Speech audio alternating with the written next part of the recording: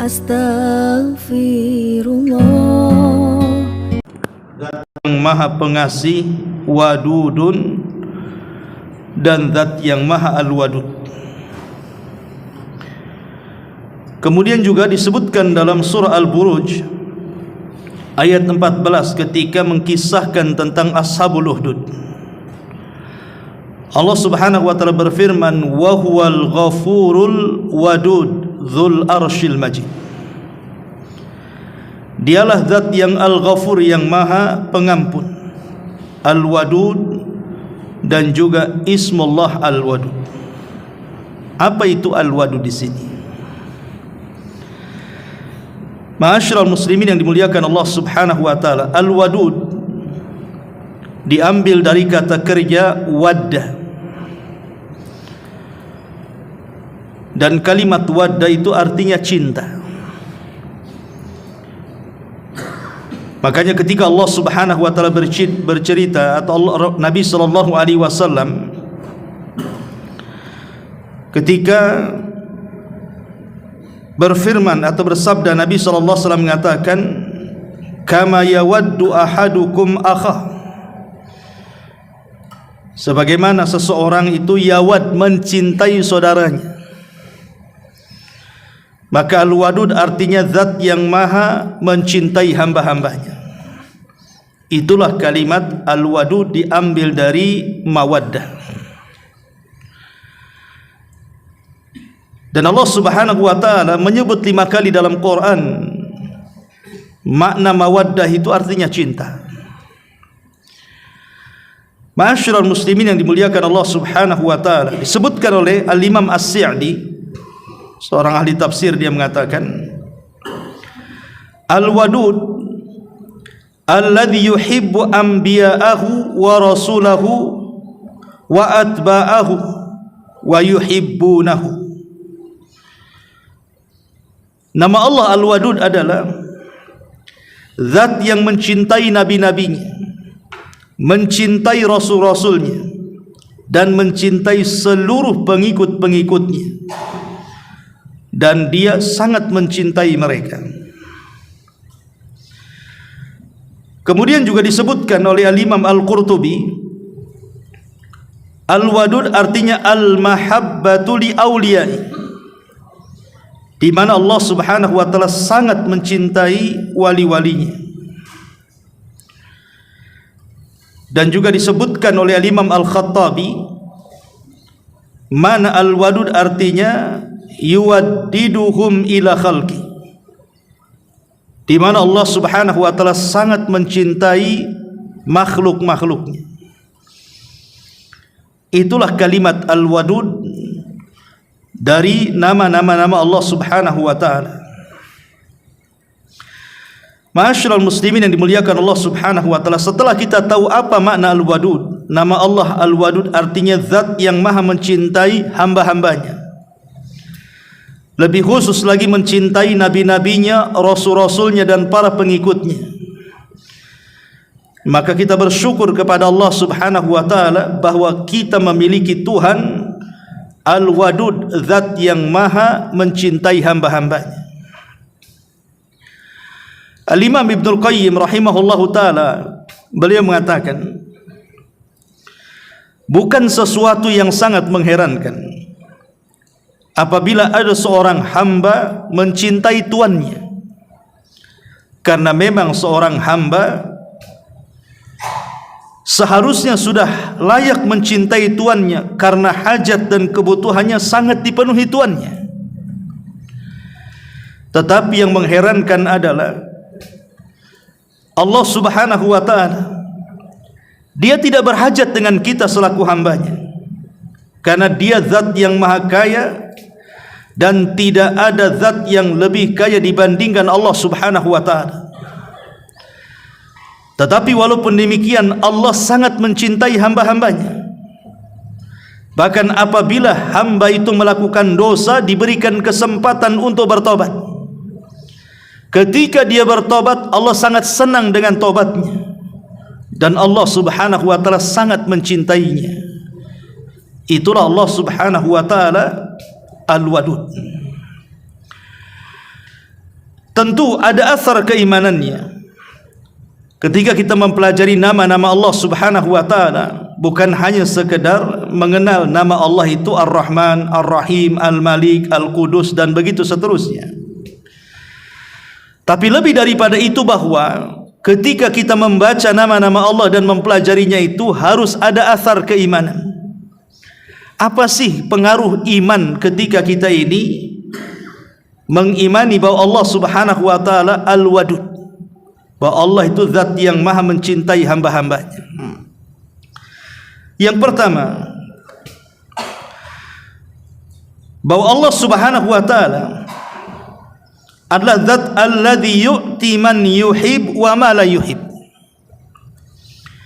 Ingat bahwa Allah Subhanahu wa taala adalah zat yang memberikan nikmat-nikmatnya kepada yang Dia cintai atau kepada yang Dia tidak cintai. Artinya Allah Subhanahu wa taala memberikan nikmat itu baik kepada orang-orang yang beriman ataupun kepada orang kafir. Tetap Allah akan anugerahkan nikmatnya kepada mereka, walaupun di atas kekafiran mereka.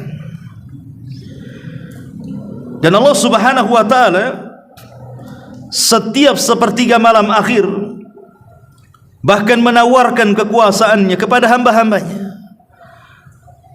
Nabi SAW mengatakan, idza madha syatrul laili aw thuluthahu yanzilullahu tabaraka wa ta'ala ila sama'id dunya.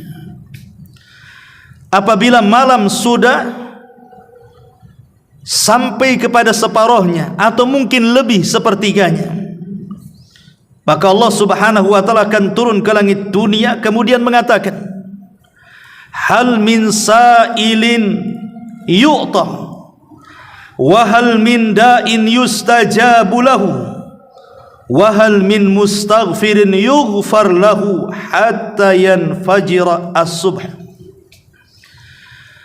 Maka Allah Subhanahu wa taala mengatakan, siapa di antara kalian yang meminta, maka aku akan beri. Siapa di antara kalian yang berdoa, maka aku kabulkan doa-doanya. Dan siapa di antara kalian yang meminta ampun, maka ku ampuni dosa-dosanya. Lihat saking cintanya Allah Subhanahu wa taala kepada kita. Maka Allah Subhanahu wa taala setiap malam, khususnya sepertiga malam akhir, menawarkan kekuasaannya. Dan tidak ada di dunia ini sekaya apapun seorang raja itu menawarkan kekuasaannya kepada rakyatnya, atau menawarkan kekayaannya kepada rakyatnya, sekaya apapun setiap hari, kecuali Allah Subhanahu wa taala. Itu bentuk cintanya Allah kepada makhluknya. Jadi kalau kita umpamanya berhajat sesuatu kepada Allah Subhanahu wa taala, tinggal bangun tengah malam atau ambil sepertiga malam akhir meminta kepada Allah. Karena Allah Subhanahu wa taala sendiri yang menawarkan, siapa yang meminta ku kasih, siapa yang berdoa ku ijabah, dan siapa yang minta ampun ku ampuni dosa-dosanya. Itu tidak lain daripada asar kalimat Al-Wadud. Ini pengaruh kalimat Al-Wadud bahwa Allah mencintai hambanya. Tapi tentu ketika Allah Subhanahu wa taala mencintai hambanya, apakah dia mukmin ataukah kafir, itu sebatas dunianya. Karena Allah Subhanahu wa taala tidak mencintai kecuali orang yang beriman secara khusus. Tapi secara umum Allah akan berikan siapapun yang meminta kepadanya, apakah anda mukmin atau kafir. Tapi Allah tidak akan memberikan secara khusus kecintaannya kecuali orang-orang yang beriman. Makanya dari sini kita petik pelajaran bahwa sekaya apapun manusia itu bukan tanda khusus bahwa dia dicintai Allah, dan yang tidak mendapatkan kekayaan tanda bahwa dia tidak dicintai Allah. Tidak. Karena Allah memberi kepada yang dicintai dan kepada yang tidak dicintai. Karena ada orang yang mengatakan bahwa kalau mereka diberikan kekayaan, mereka menganggap bahwa Allah memuliakannya. Tapi kalau diberikan kefakiran, dia mengatakan Allah sedang menghinakannya. Tidak, kaya itu bukan tanda sayang khusus atau cinta khusus Allah kepada hambanya. Tidak. Karena kekayaan itu bersyirikat antara mukmin dan kafir. Ma'asyiral muslimin yang dimuliakan Allah Azza wa Jalla. Kemudian yang kedua, asar keimanannya dari kalimat Al-Wadud adalah Allah alladzi yasturul ibad atau yasturu ibadah. Tanda Allah Subhanahu wa taala cinta dan sayang atau Al-Wadud kepada hambanya adalah di mana Allah Subhanahu wa taala telah menutup aib-aib hambanya. Sebab kalau Allah sanggup atau Allah mau, pasti Allah akan bongkar hambanya.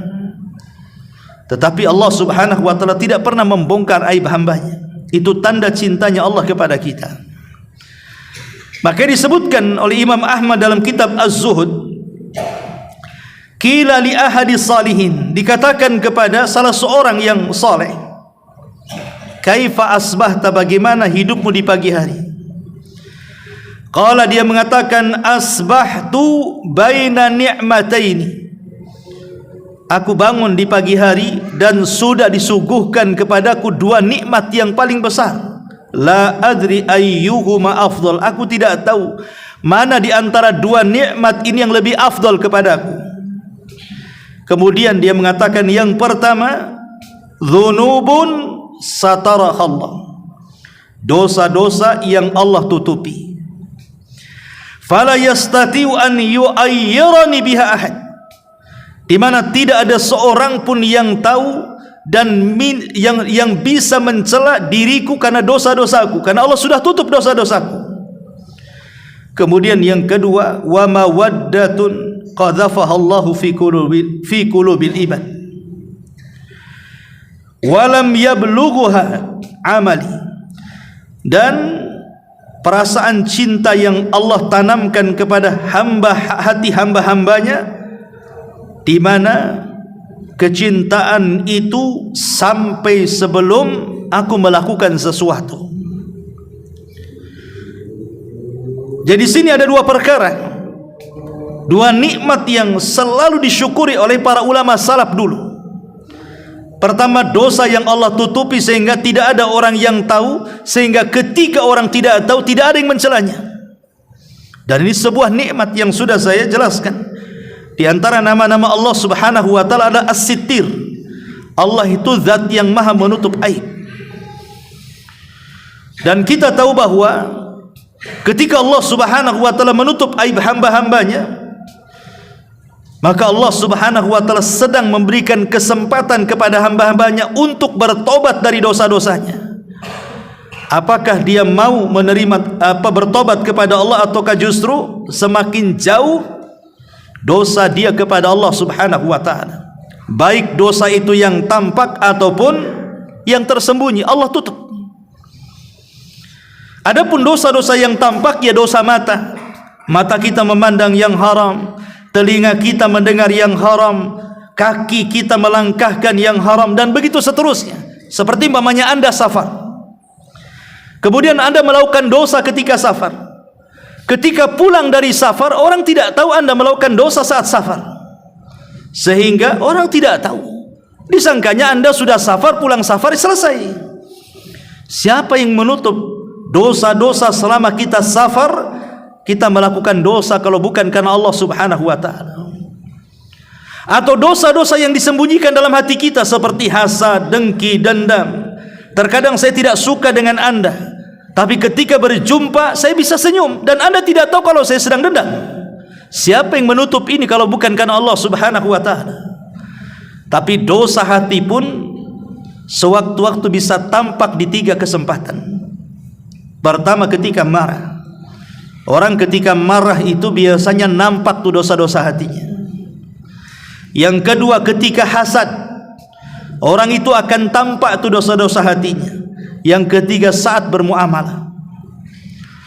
Ma'asyiral muslimin yang dimuliakan Allah Subhanahu wa taala, tapi umumnya Allah Subhanahu wa taala telah menutup dosa hamba-hambanya, dan ini sebuah nikmat, dan itu adalah pengaruh daripada nama Allah Al-Wadud, bahwa Allah sayang dan cinta dengan hamba-hambanya. Ini yang kedua.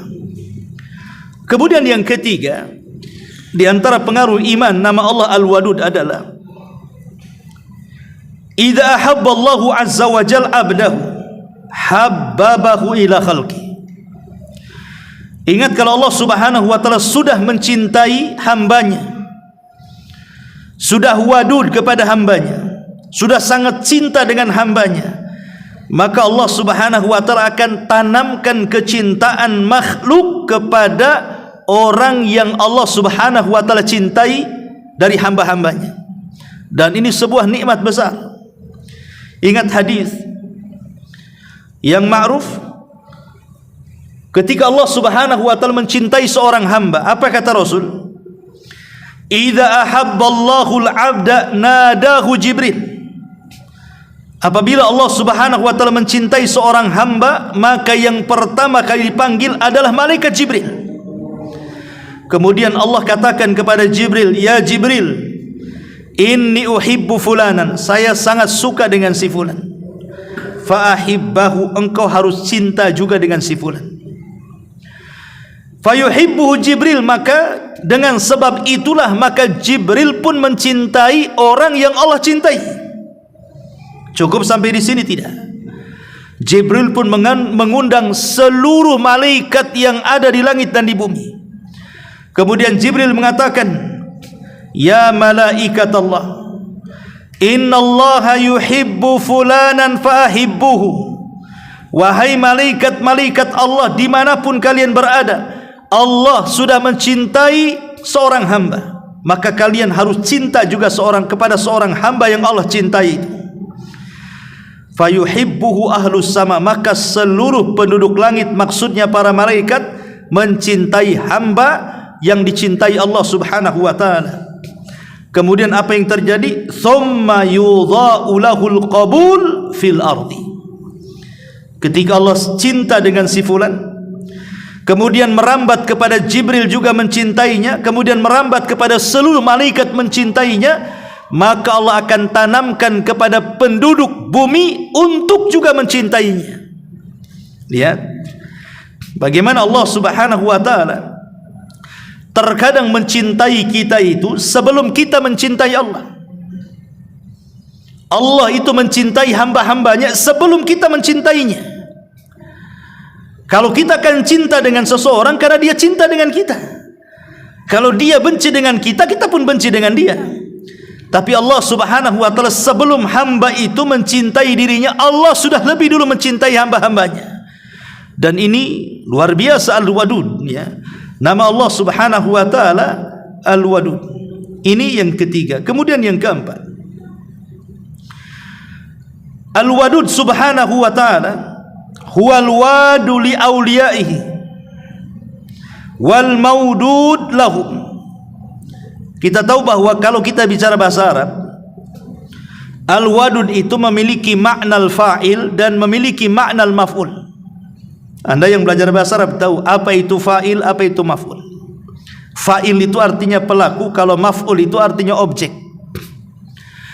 Jadi Al-Wadud itu bisa diartikan yang mencintai dan yang dicintai. Adapun yang mencintai artinya Allah mencintai wali-walinya, mencintai nabi-nabinya, mencintai rasul-rasulnya, mencintai para pengikutnya. Itulah Al-Wadud memiliki makna al-fa'il.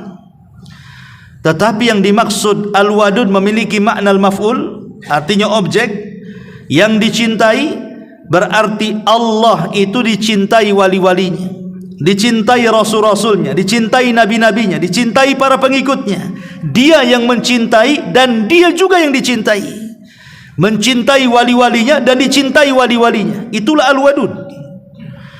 Ma'asyiral muslimin yang dimuliakan Allah Subhanahu wa taala, tentu kecintaan Allah Subhanahu wa taala sebagai pelaku kepada wali-walinya tidak lain dan bukan itu karena kecintaan kita kepada Allah Subhanahu wa taala.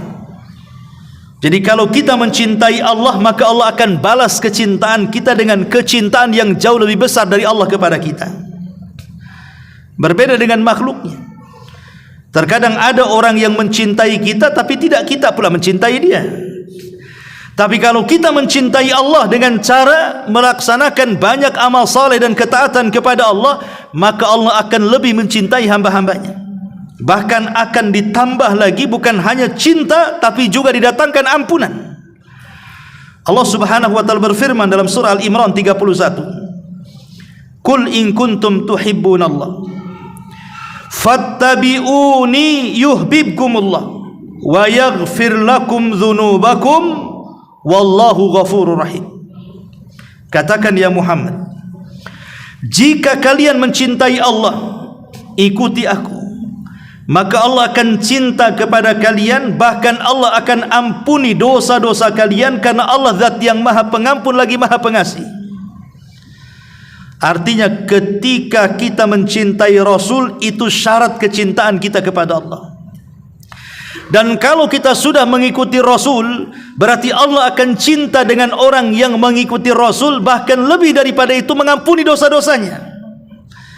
Itulah kecintaan lebih Allah kepada hamba-hambanya. Ma'asyiral muslimin yang dimuliakan Allah Subhanahu wa taala. Dan tentu cinta kepada Rasul, sering saya ulang-ulang, bukan hanya sekedar di lisan, bukan hanya sekedar di perbuatan, tapi lebih daripada itu, cinta kepada Rasul itu harus diletakkan juga dalam hati. Jadi antara hati dan perbuatan itu selaras. Karena ada orang-orang yang secara zahir dia mengikuti Nabi SAW, tapi secara batin tidak ada kecintaan. Ataupun sebaliknya, batinnya penuh dengan kecintaan, tapi lahirnya tidak menunjukkan kalau dia cinta. Saya contohkan, Abu Talib, paman Nabi SAW. Tidak diragukan lagi dalam sejarah, tidak ada manusia dari kerabat Nabi SAW yang paling mencintai Rasul melebihi Abu Talib. Tidak ada manusia yang lebih mencintai Rasul melebihi Abu Talib. Bayangkan saja, di atas kekufuran dia membela Nabi SAW sampai menghabiskan seluruh waktu, tenaga dan biayanya, sampai dikepung oleh 18 kabilah dipimpin Abu Jahal kabilahnya selama 3 tahun sampai kelaparan. Kenapa Abu Talib sampai kemudian mati-matian membela Nabi SAW? Karena Abu Talib itu cinta dengan Rasul dan dicintai Rasul. Pertanyaannya, apakah kecintaan Abu Talib kepada Nabi SAW bermanfaat bagi dia di akhirat? Tidak juga, karena Abu Talib masuk neraka, bahkan dikekalkan pula di neraka. Walaupun diringankan azabnya, tapi Abu Talib tidak keluar dari neraka. Artinya dari sini kecintaan Abu Talib kepada Nabi SAW tidak ada guna. Kenapa? Karena kecintaan Abu Talib itu hanya sekedar cinta dalam hati saja. Dia ungkapkan kecintaan hatinya kepada Nabi SAW, tapi secara perbuatan dia tidak mengikuti agama Nabi SAW dan tidak mau mengucapkan 2 kalimat syahadat. Ini nasibnya Abu Talib nih. Tapi di sana ada secara perbuatan itu, nampaknya dia suka dengan Rasul karena mencintai dan nampak mengikuti sunnah Nabi, tapi hatinya dipenuhi dengan kebencian kepada Rasul. Siapa? Orang-orang munafik. Abdullah ibn Ubay ibn Salul, tokoh munafik Madinah. Dia solat di belakang Rasul, sedekah dengan Rasul, jihad dengan Rasul, tapi dalam hatinya dipenuhi kebencian kepada Rasul.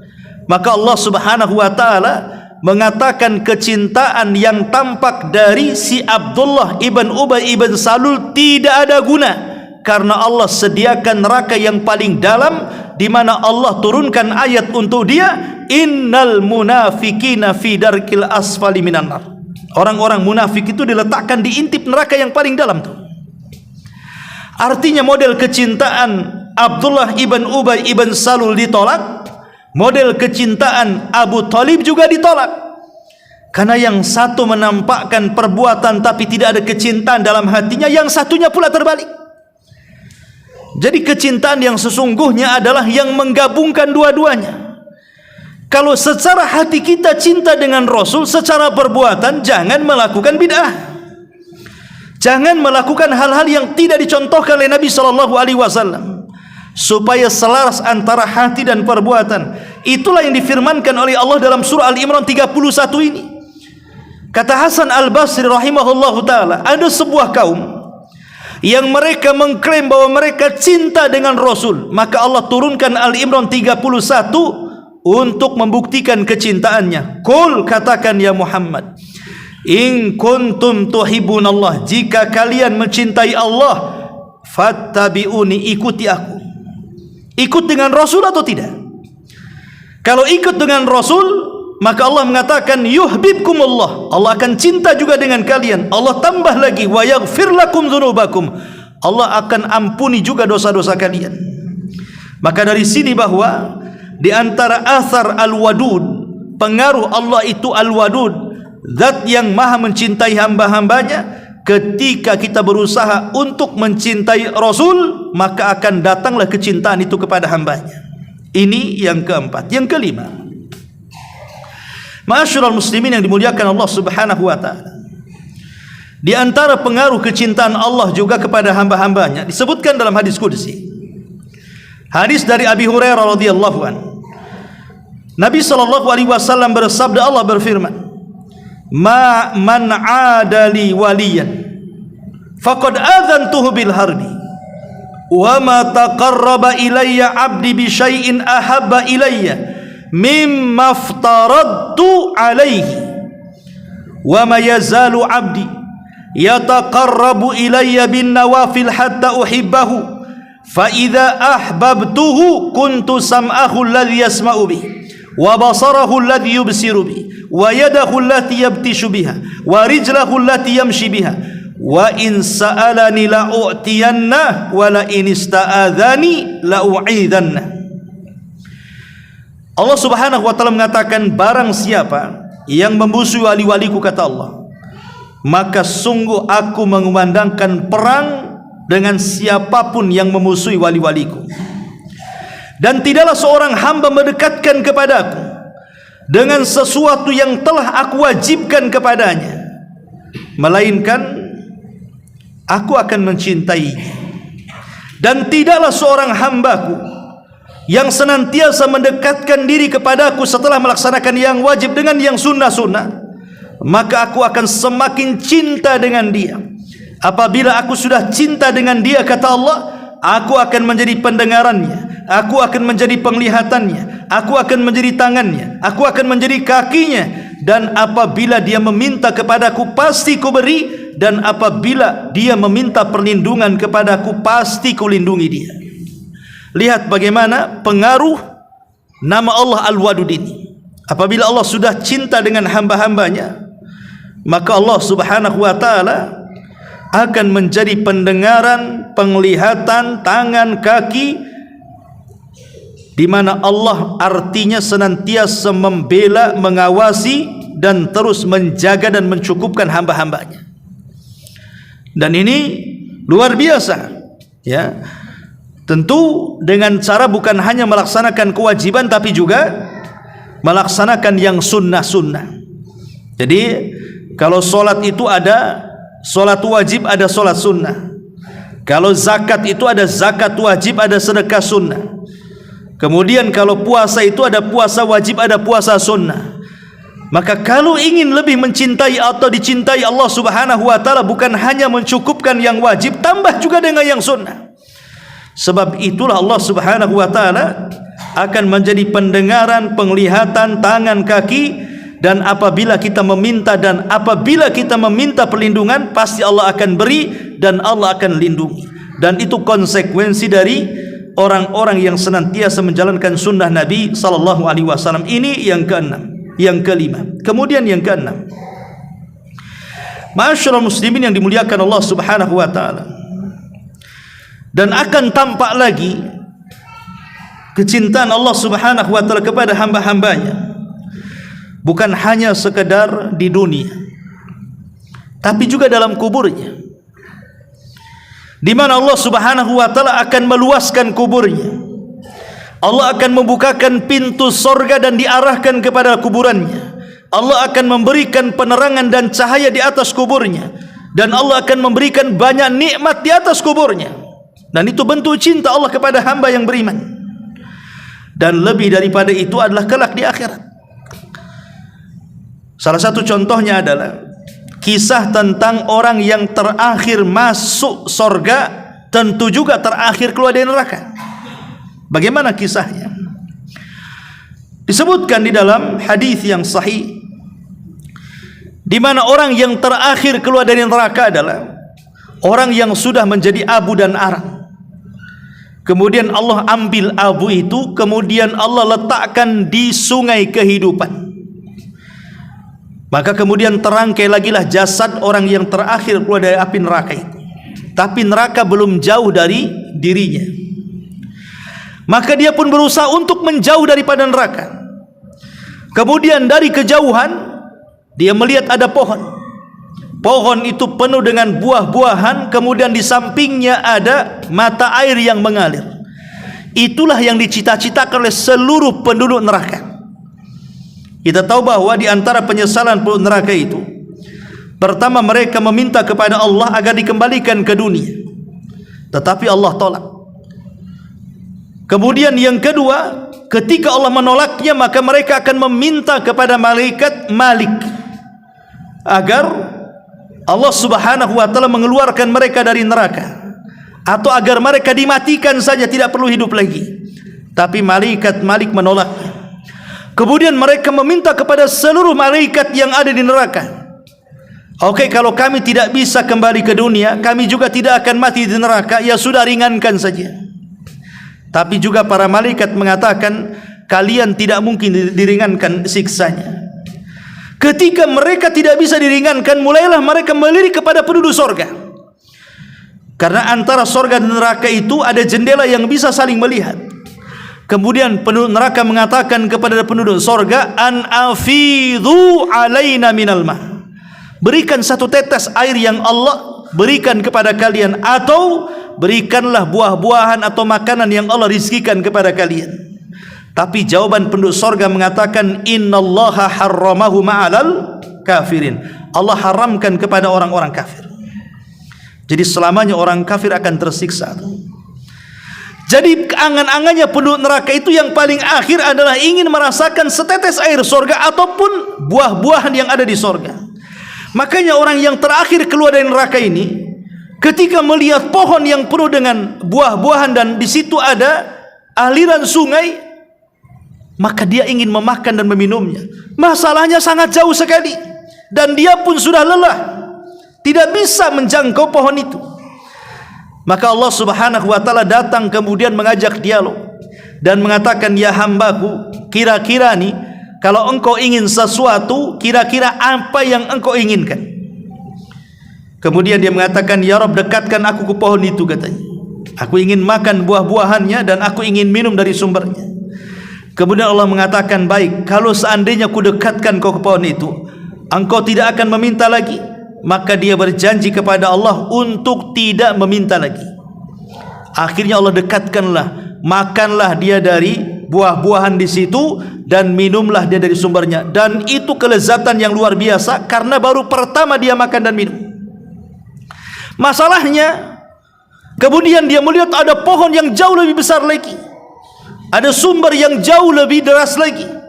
Sebab kalau dia di situ saja, bisa saja kemudian habis buah-buahannya ataupun sulit sumbernya. Maka dia mengatakan, ya Rabb, bisa enggak kau pindah aku ke pohon yang sana, kata. Maka Allah yang mengatakanlah, bukankah sudah berjanji kalau ku dekatkan ke pohon ini kau tidak akan minta lagi? Kemudian dia mengatakan, ya Rabb, ini janji yang kedua, aku janji tidak akan minta lagi. Akhirnya dekatkanlah kemudian ke pohon yang kedua. Dia pun merasakan nikmat yang jauh lebih nikmat dibandingkan pohon yang pertama tadi. Kemudian ada pohon yang ketiga lagi. Dia mengatakan, ya Rabb, dekatkan aku ke pohon itu, aku janji tidak akan minta lagi. Kata Allah, kau janji? Ya, janji. Ini yang terakhir, kata Allah. Akhirnya Allah kabulkan. Rupanya di balik pohon yang ketiga itu adalah pintu sorga. Jadi akhirnya kemudian setelah di pohon yang ketiga, dia coba mendekati pintu sorga, kemudian ngintip di celah-celahnya itu. Kemudian mengatakan, ya Rabb, bisa enggak aku masukkan ke dalam surga? Kata Allah, kau sudah janji 3 kali. Kalau aku kabulkan, kau tidak akan minta lagi. Tetapi kemudian dia mengatakan, ya Rabb, masukkan aku ke surga, masukkan aku ke surga. Kemudian Allah mengatakan, baik, sekarang berangan-anganlah setinggi hayalanmu, aku akan kabulkan. Maka dia mengatakan, ya Rabb, jangan engkau mengolok-olok hambamu, kau kan Rabb semesta alam, katanya. Allah mengatakan, sudah, berangan-anganlah sejauh angan-angan. Akhirnya hamba ini berangan-angan sampai full angan-angan, sudah tidak ada lagi. Kemudian tiba-tiba Allah Subhanahu wa taala mengatakan, baik, aku akan berikan engkau 10 kali lipat dari angan-anganmu. Dibukalah pintu sorga, kemudian dia masuk ke dalam sorga seolah-olah dia yang pertama masuk sorga, yang lain itu belum masuk. Padahal yang terakhir itu. Saking indahnya, ya. Dan ini bentuk bagaimana Allah Subhanahu wa taala Al-Wadud, memberikan nikmat yang luar biasa kepada hamba-hambanya, baik di dunia, di kuburan, ataupun kelak pada hari kiamat, dimasukkan ke dalam surga. Ma'asyiral muslimin yang dimuliakan Allah Subhanahu wa taala, itulah pengaruh-pengaruh Al-Wadud. Baik, bagaimana sekarang alamat kecintaan Allah kepada hambanya? Jadi kalau seandainya Allah Subhanahu wa taala mencintai kita, itu apa sih alamatnya? Kalau kita ini dicintai oleh Allah Subhanahu wa taala, kan harus ada alamatnya. Sebagaimana umpamanya tetangga senang dengan kita, ya pasti ngasih hadiah. Kalau ketemu senyum, nyapa, kan begitu. Lalu apa tandanya Allah Subhanahu wa taala itu cinta dengan hamba-hambanya itu? Dengan kita itu apa tanda-tandanya? Ma'asyiral muslimin yang dimuliakan Allah Subhanahu wa taala, di antara tanda-tandanya adalah Allah Subhanahu wa taala akan menguji hamba-hambanya. Jadi kalau Allah Subhanahu wa taala berikan ujian kepada kita, entah berupa ekonomi, entah berupa kesehatan, entah berupa kematian orang-orang yang kita cintai, itu salah satu alamat Allah suka dan cinta dengan kita. Ini yang terkadang rahasia ini kurang dipahami orang-orang yang mendapatkan musibah ini. Karena orang yang mendapatkan musibah itu, terkadang mereka tidak terpikir bahwa dia sedang dicintai Allah, sehingga Allah sedang menguji dia. Apakah betul keimanannya atau tidak? Ataukah betul kesabarannya atau tidak? Sehingga kemudian kebanyakan orang-orang yang mendapatkan musibah itu, mereka tasahud. Tasahud itu artinya menolak takdir dengan hati dan lisannya. Ini yang paling parah. Hatinya tidak terima, lisannya pula berteriak-teriak tidak terima. Tetapi kalau orang paham bahwa ujian itu adalah bagian daripada tanda cinta Allah Subhanahu wa taala, maka pasti orang yang mendapatkan ujian itu akan tenang. Karena Rasul yang mengatakan, innallaha idza ahabba 'abdan ibtalahu. Allah itu kalau cinta dengan hambanya, pasti Allah uji hamba itu. Kemudian di ujung hadis Rasul mengatakan, fa in radhiya, kalau dia redha dengan ujian itu, falahu ridha, maka dia akan mendapatkan redhanya Allah. Wa in sakhita falahu sukhtu, kalau dia tasakhut, menolak takdir, maka Allah akan murka kepadanya. Lihat bagaimana di sini tanda cinta Allah itu adalah ketika kita diuji. Contoh saja kisah yang sering saya kisahkan, kisah Nabi Ayub. Nabi Ayub alaihi salam itu kan diuji oleh Allah dengan berbagai macam ujian. Lengkap ujian Nabi Ayub itu. Pertama, kematian orang-orang yang dicintainya. Semua 12 anaknya yang laki-laki meninggal semua. Yang kedua, hartanya ludes. Semua hartanya habis sampai dia kolab dan bangkrut. Kemudian yang ketiga, ditimpa kesehatannya dengan berbagai macam penyakit. Coba, apa enggak komplit itu? Ya, kesehatannya diuji, hartanya diuji, anaknya diuji lagi. Komplit itu namanya. Kadang orang kan diuji anak tak mati tapi harta mungkin gulung tikar. Harta tidak gulung tikar tapi anak pula meninggal dunia. Atau boleh jadi anak bagus, harta bagus, dia pula sakit. Itulah ujian manusia. Lah Nabi Ayub itu tiga-tiganya diuji tuh. Sampai pada suatu hari setelah 18 tahun dia mendapatkan ujian itu, adalah dua orang yang bicara dan terdengar ke telinga Ayub. Jangan-jangan Ayub itu ditimpa penyakit itu karena dikutuk Allah. Boleh jadi dia melakukan dosa yang tidak pernah dilakukan kaumnya. Kedengaran Nabi Ayub. Dia seorang nabi, tidak mungkin melakukan dosa. Akhirnya dia sedih dan memanjatkan doa kepada Allah, Rabbi inni massaniya dzurr wa anta arhamur rahimin. Ya Rabb, aku tahu musibah yang kau berikan kepadaku, ku tahu ini datang dari kamu, dan aku yakin juga tidak mungkin engkau memberikan ujian itu kecuali karena sayangmu kepada hambamu Ayub ini. Jadi Ayub mengatakan, dan ini pelajaran kepada kita bahwa terkadang ujian itu tanda sayang Allah kepada kita. Tanda sayang Allah kepada kita adalah dengan diberikan ujian. Karena nanti pada hari kiamat, orang-orang yang sehat di dunia itu cemburu dengan orang-orang yang di dunia banyak ujiannya kemudian sabar. Itu di akhirat mereka mendapatkan pahala yang sangat besar sekali. Sehingga orang-orang yang sehat itu ketika di dunia kemudian meninggal dunia, mereka mengatakan, Ya Rabb, andai kata kau kembalikan kami ke dunia, kami siap dikelupaskan kulit kami dari tulang kami agar kami mendapatkan hal yang sama dengan mereka. Itu kalau seandainya orang-orang yang diuji itu sabar. Maka tanda sayang Allah kepada hamba adalah ketika hamba itu banyak diberikan ujian oleh Allah Subhanahu wa taala. Ini yang pertama. Kemudian yang kedua, di antara tanda sayang adalah taufiquhu lil iman. Allah berikan taufik keimanan. Boleh jadi mungkin semangat dia bertobat, semangat dia taat, semangat dia salat, semangat hadiri majelis ilmu, semangat dia berbuat baik. Pokoknya iman menggerakkan semua badannya. Karena ingat bahwa iman kalau sudah menancap dalam hati, iman itulah yang menggerakkan seluruh badan untuk melakukan amal soleh. Makanya selalu kata iman itu didahulukan sebelum amal soleh. Wal asri innal insana lafi khusrin illa alladzina amanu wa amilus salihat. Kemudian juga Allah mengatakan dalam Al-Quran, wa'adallahu alladzina amanu wa amilus salihat.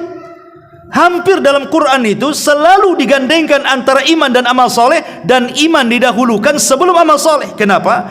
Karena yang menggerakkan amal soleh itu adalah iman. Kalau iman sudah tertancap dalam hati, maka semua anggota badan tergerakkan untuk melakukan kebaikan. Maka mintalah iman supaya ditanamkan dalam hati. Bahkan lebih daripada itu, terkadang beratnya musibah itu akan hilang dengan ketebalan iman dalam dada. Ingat perkara Bilal. Bilal ini di masa Umar bin Khattab radhiyallahu an, dia bercerita di hadapan kaum muslimin. Ketika itu Umar bernostalgia dengan sahabat-sahabat yang senior, terutama sahabat-sahabat muhajirin, yang ketika periode Mekah di awal-awal mereka mendapatkan siksa, seperti Khabbab ibn Arad, Bilal ibn Rabah, Zunairah, Abdullah ibn Mas'ud, dan banyak sahabat yang merasakan siksa orang-orang kafir Quraisy itu. Lah salah satunya Bilal. Lah Bilal ini kan orang yang paling tahan. Ketika orang lain tidak tahan, seperti Ammar tidak tahan, terpaksa dia mengeluarkan kalimat kufur. Walaupun kemudian turun ayat boleh mengucapkan kalimat kufur asal hatinya penuh dengan keimanan dan dia terpaksa mengucapkannya. Tapi Bilal tidak. Dia disuruh memuji patung-patung Lata, Uzza, Manat, dia tolak dan dia mengatakan Ahadul Ahad. Maka tukang pecut Bilal itu, dia tidak akan berhenti mencambuk Bilal sampai dia lelah letih. Yang dicambuk tenang-tenang saja. Sehingga kemudian Bilal ditanya, wahai Bilal, bagaimana engkau bisa bertahan dari cambukan orang yang mencambuk dirimu, dan seolah-olah kami tidak merasakan apa yang dicambuk kepada badanmu? Inilah jawaban Bilal. Dia mengatakan, sesungguhnya aku berusaha untuk mencampurkan antara halawatul iman wa mararatil adab. Aku berusaha untuk mencampurkan antara lezatnya keimanan dan pedihnya siksaan. Coba aku campurkan. Rupanya lezatnya keimanan lebih unggul dibandingkan peritnya siksaan. Makanya aku tidak merasakan, katanya. Artinya kalau orang terkena musibah, musibah apa saja, kalau keimanan itu tumbuh dengan baik, maka terkadang musibah itu akan lewat begitu saja. Tapi kalau lemah imannya kemudian mendapatkan musibah, itu rasanya musibah itu sebuah bencana bagi dia, seolah-olah Allah jadi objek celaan bagi dia. Ya, makanya di sini di antara tanda Allah mencintai kita adalah taufiquhu lil iman. Allah memberikan taufik kepada keimanan. Kemudian yang ketiga, himayatu minal fitani wasyahwat.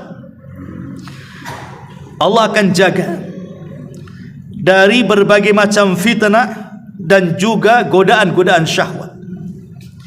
Makanya Nabi SAW mengatakan as-sa'idu liman junnibal fitan. Orang yang bahagia adalah orang yang dijauhkan fitnah dari dia. Karena manusia tidak mungkin menjauh dari fitnah. Macam mana caranya kita jauh dari fitnah? Tidak bisa kita menjauh dari fitnah itu. Dalam rumah ada fitnah, di luar rumah ada fitnah, di jalan ada fitnah, di pasar, di kantor, di tempat pekerjaan, pasti ada fitnah. Tidak mungkin tidak ada fitnah, dan tidak mungkin keluar dari fitnah. Makanya kenapa Rasul mengatakan orang yang paling bahagia itu yang fitnah menjauh dari kita, bukan kita yang menjauh dari fitnah. Karena kalau kita menjauh dari fitnah, mustahil. Fitnah yang menjauh dari kita dan Allah yang menjauhkannya. Makanya saya teringat ucapan Buya Hamka, ya, ketika dia berdakwah di daerah yang di situ penuh dengan maksiat. Jadi dia safar ke barat. Sesampainya kemudian di barat sana, kemudian dia selama 1 minggu di sana, pulang ke Indonesia. Kemudian ditanya, apakah di sana penuh dengan kemaksiatan kepada Allah Azza wa Jalla, mungkin semacam lokalisasi atau mungkin bar atau tempat-tempat maksiat. Kata Buya Hamka, aku tidak dapati itu semua. Katanya di barat itu penuh dengan maksiat, penuh dengan syahwat. Tidak, selama aku di sana aku tidak pernah mendapati tempat-tempat itu. Kemudian orang ini mengatakan, ya Buya, nggak mungkin lah, namanya di barat itu kan tempat syahwat. Apa jawaban dia? Ya, karena ketika aku safar, aku tidak ada niat untuk mencari maksiat di sana, maka aku tidak dapati tempat-tempat maksiat karena aku tidak ada niat mencari maksiat. Tapi kalau ada niat mencari maksiat, walaupun tempat tersembunyi sekalipun, pasti ditampakkan kepada dia. Ya, artinya apa di sini? Orang kalau niat safarnya maksiat, walaupun tempat maksiat itu boleh jadi mungkin di lubang semut, pasti akan tahu dia di situ, karena dia akan mencari-cari. Tapi kalau seandainya tidak ada niat untuk maksiat, nggak akan ketemu, nggak niat maksiat. Yang dilihatnya toko-toko gitu saja, kan begitu.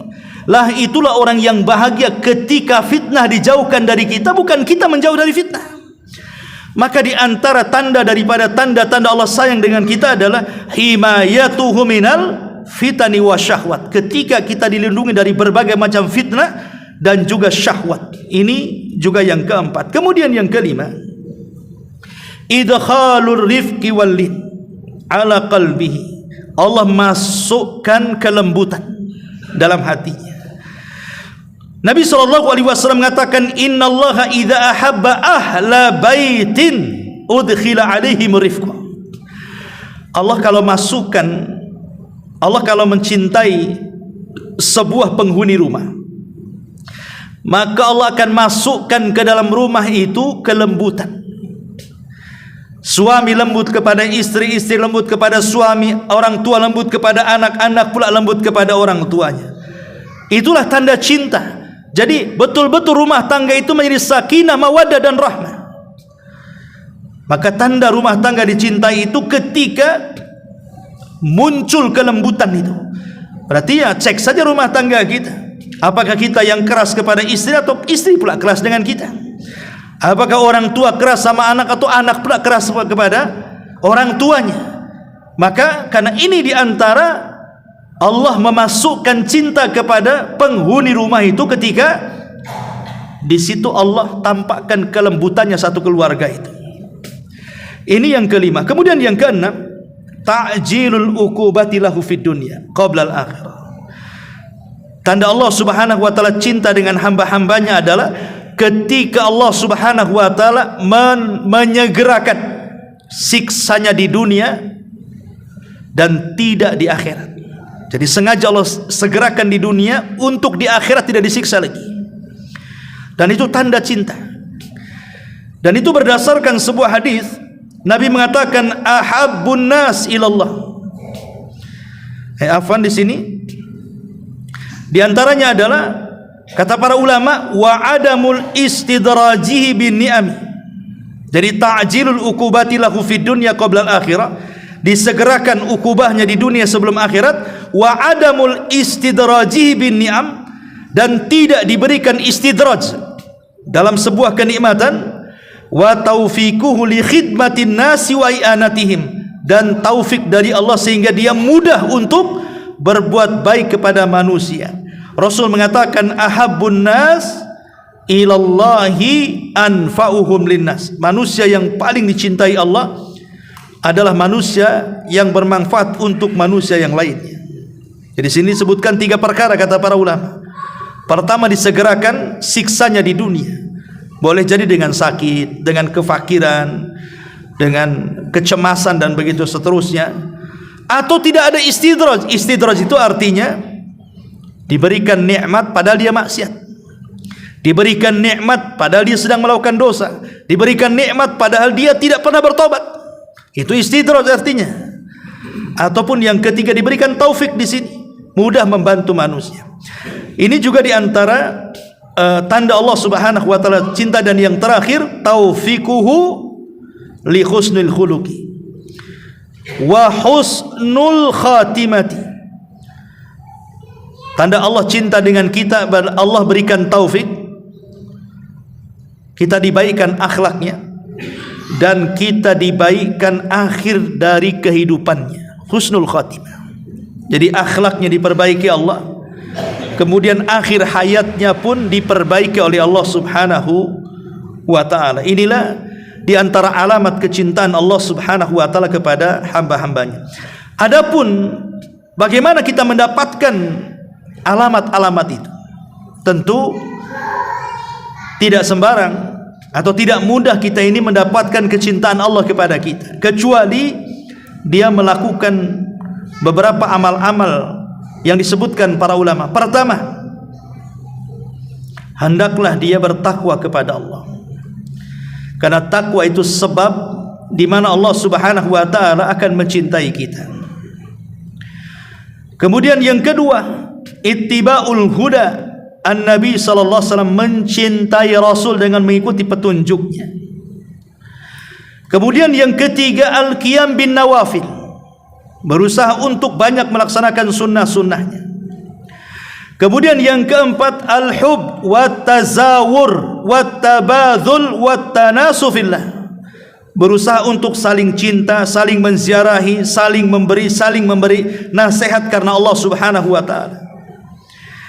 Karena dalam hadis Nabi SAW mengatakan haqqat mahabbati lil mutahabaini fiyya, telah tertetapkan kecintaanku bagi orang yang mencintai karenaku, kata Allah. Kemudian yang kelima tadi sebutkan as-sabru indal bala, sabar ketika mendapatkan ujian. Kemudian yang nomor 6, dawamu dzikrillahi azza wajal, senantiasa berzikir kepada Allah Subhanahu wa taala. Kemudian di nomor 7, itsar, lebih mendahulukan orang lain dibandingkan dirinya sendiri, seperti orang-orang Ansar, mereka mendahulukan Muhajirin padahal mereka juga dalam kondisi seperti itu. Kemudian mutala'atul qalbi li asma'illahi wa sifati, berusaha untuk merenungkan nama-nama Allah dan sifat-sifatnya. Salah satunya malam ini kita merenungkan nama-nama Allah Al-Wadud. Termasuk juga musyahadatu ni'amihi lidh-dhahirati wal batin, berusaha merenungkan nikmat-nikmat Allah yang lahir ataupun yang batin. Kemudian yang selanjutnya, inkisarul qalbi baina yaday Rabb, berusaha untuk menundukkan hati di hadapan Allah Subhanahu wa taala, termasuk al-khalawatu billah waqta nuzulil ilahi, bersendirian dengan Allah tatkala Allah turun, maksudnya bersendirian di sepertiga malam akhir. Kemudian juga mujalasatul muhibbina sadiqin, bermajlis dengan orang-orang yang baik, orang-orang yang jujur, orang-orang yang mencintai Allah juga, seperti majlis-majlis ilmu. Kemudian al-budu an kulli ma yahulu bainal qalbi wa bainallah, menjauh penghalang hati dengan Allah, jauhi penghalang-penghalang hati antara kita dengan Allah, seperti maksiat sehingga mengeraskan hati dan begitu seterusnya. Kemudian juga berusaha untuk al-ihsan, berbuat baik kepada manusia. Kemudian taubat, innallaha yuhibbut tawabin, karena Allah subhanahu wa ta'ala suka dengan orang-orang yang taubat, tentu dengan 5 syarat yang ma'ruf. Pertama, berjanji untuk meninggalkan maksiat. Yang kedua, menyesal kenapa dia melakukan maksiat. Yang ketiga, betul-betul dia meninggalkan maksiat. Kalau dia berkaitan dengan hak Bani Adam, maka dikembalikan. Kemudian juga bertobat di waktu yang diterima waktunya, sebelum nyawa di kerongkongan atau sebelum matahari terbit dari arah barat. Kemudian juga at-taharah, senantiasa menjaga kesucian. Karena Allah mengatakan wallahu yuhibbul mutatahhirin, Allah suka dengan orang-orang yang menjaga kebersihan. Kemudian tawakal, innallaha yuhibbul mutawakkilin, Allah suka dengan orang-orang yang tawakal. Memang tawakal itu berat, tetapi konsekuensinya adalah Allah akan memberikan kecintaan kepadanya. Kemudian adil, innallaha yuhibbul muqsitin, Allah suka dengan orang-orang yang berbuat adil. Kemudian juga al-qital fi sabilillah, orang-orang yang berperang di jalan Allah subhanahu wa ta'ala. Kemudian juga jauhi amalan-amalan yang Allah tidak menyukainya.